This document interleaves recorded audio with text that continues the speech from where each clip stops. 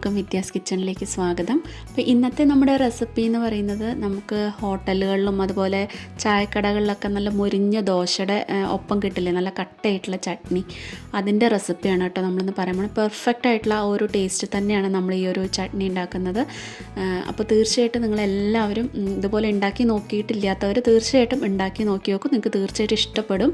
അപ്പോൾ വീഡിയോ എല്ലാവരും മുഴുവനായിട്ട് കണ്ടു നോക്കിയിട്ട് നിങ്ങൾക്ക് ഇഷ്ടപ്പെടുകയാണെങ്കിൽ എല്ലാവർക്കും ഒന്ന് ഷെയർ ചെയ്ത് കൊടുക്കാനും സബ്സ്ക്രൈബ് ചെയ്തൊന്ന് സപ്പോർട്ട് ചെയ്യാൻ ആരും മറന്നു പോകരുത്. അപ്പോൾ നമുക്കിത് എങ്ങനെയാണ് തയ്യാറാക്കാമെന്ന് നോക്കാം. അപ്പോൾ അതിന് വേണ്ടിയിട്ട് ഞാനിവിടെ എടുത്തിട്ടുള്ളത് ഒരു 1/4 കപ്പ് തേങ്ങയാണ്. നിങ്ങൾക്ക് ചിരകിയ തേങ്ങ അല്ലെങ്കിൽ ഇതുപോലെ കഷ്ണാക്കിയിട്ടുള്ള തേങ്ങയോ നമുക്ക് എടുക്കാം. അതൊരു മിക്സിയുടെ ജാറിലോട്ട് നമുക്ക് ഇട്ട് കൊടുത്തിട്ടുണ്ട്. ഇനി ഇതിലേക്ക് നമ്മൾ ചേർത്ത് കൊടുക്കുന്നത് പൊട്ടുകടലയാണ്. പൊട്ടുകടല ഒരു 3 ടീസ്പൂൺ ചേർത്ത് കൊടുക്കുക. 3 മുതൽ 4 ടീസ്പൂൺ വരെ നമുക്കിതിലേക്ക് പൊട്ടുകടല ചേർത്ത് കൊടുക്കാം കേട്ടോ. പിന്നെ ഇതിലേക്ക് നമുക്ക് വേണ്ടത് ഒരു 5 or 6 ചെറിയ ഉള്ളി ചേർത്ത് കൊടുക്കാം.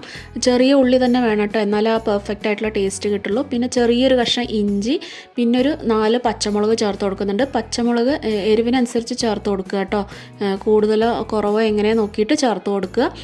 ഇനി ഞാനിതിലേക്കൊരു 1/2 ടീസ്പൂണോളം ഉപ്പ് ചേർത്ത് കൊടുക്കുന്നുണ്ട്.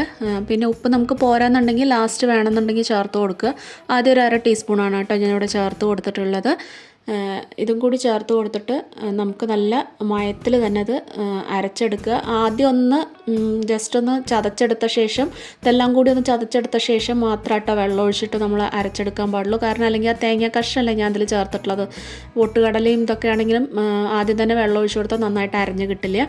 അപ്പോൾ കുറേശ്ശെ വെള്ളം ഒഴിച്ച് കൊടുത്തിട്ട് ഈ ഒരു രീതിയിൽ നമ്മളിതിൽ അരച്ചെടുക്കുക. അപ്പോൾ ഒത്തിരി വെള്ളം ഒഴിച്ച് കൊടുക്കേണ്ട, കുറേശ്ശെ മാത്രം വെള്ളം ഒഴിച്ച് കൊടുത്തിട്ട് അരച്ചെടുത്താൽ മതി. അപ്പോൾ ഈ ഒരു രീതിയിലാണ് കേട്ടോ ഞാൻ അരച്ചെടുത്തിട്ടുള്ളത്. ഇനി നമുക്കിത് മറ്റൊരു പാത്രത്തിലോട്ട് ഞാൻ മാറ്റി കൊടുത്തിട്ടുണ്ട്. ഇനി ഇതിലേക്ക് നമുക്ക് വറുത്തിടാനായിട്ട് ഒരു പാനിൽ കുറച്ച് വെളിച്ചെണ്ണ ഒഴിച്ച് കൊടുത്തിട്ടുണ്ട്. അതിലേക്ക് കുറച്ച് കടുക് പൊട്ടിക്കുക, കറിവേപ്പില ഇട്ട് കൊടുക്കുക, എന്നിട്ട് ഒരു 1-2 വറ്റൽമുളകും കൂടി ചേർത്ത് കൊടുക്കുക. അപ്പോൾ ഇത് വെളിച്ചെണ്ണയിൽ തന്നെ വറുത്തരണം കേട്ടോ. ആ ഒരു ടേസ്റ്റൊക്കെ കിട്ടണമെന്നുണ്ടെങ്കിൽ വെളിച്ചെണ്ണ തന്നെ ഉപയോഗിക്കുകയായിരിക്കും കൂടുതൽ നല്ലത് കേട്ടോ. അപ്പോൾ ഇത് നമ്മൾ വറുത്ത് കൊട്ടിയിട്ടുണ്ട്. ഇനി നമുക്ക് ലൂസായിട്ടൊക്കെയാണ് വേണമെന്നുണ്ടെങ്കിൽ ഇത് വെള്ളം ഒഴിച്ചിട്ട് ഒന്ന് പാകത്തിന് ലൂസാക്കി എടുത്താലും മതി കേട്ടോ. കട്ടയായിട്ട് കഴിക്കുമ്പോൾ അതൊരു ടേസ്റ്റ്, ഇത്തിരി വെള്ളം പോലെ ഉണ്ടാക്കുമ്പോൾ അതിന് വേറൊരു ടേസ്റ്റ് ആയിരിക്കും. അപ്പോൾ നമുക്കിഷ്ടം എങ്ങനെയാ വെച്ചാൽ അതുപോലെ ചെയ്തെടുക്കുക. അപ്പോൾ തീർച്ചയായിട്ടും നിങ്ങൾ ഉണ്ടാക്കി നോക്കിയിട്ട് നിങ്ങളുടെ ഫീഡ്ബാക്കൊക്കെ പറയൂ. ഇഡ്ലിക്കും ദോശയ്ക്കൊക്കെ നല്ല അടിപൊളി ചട്നിയാണ്. അപ്പോൾ ഉണ്ടാക്കി നോക്കിയിട്ട് നിങ്ങൾക്ക് ഇഷ്ടപ്പെടുകയാണെങ്കിൽ മറ്റുള്ളവർക്കൊക്കെ ആയിട്ടൊന്ന് ഷെയർ ചെയ്യാനും ലൈക്ക് ചെയ്യാനും സബ്സ്ക്രൈബ് ചെയ്യാനും മറക്കരുത്. അപ്പോൾ നമുക്ക് വീണ്ടും നല്ല നല്ല റെസിപ്പീസായിട്ട് വീണ്ടും കാണാം. Take care, by.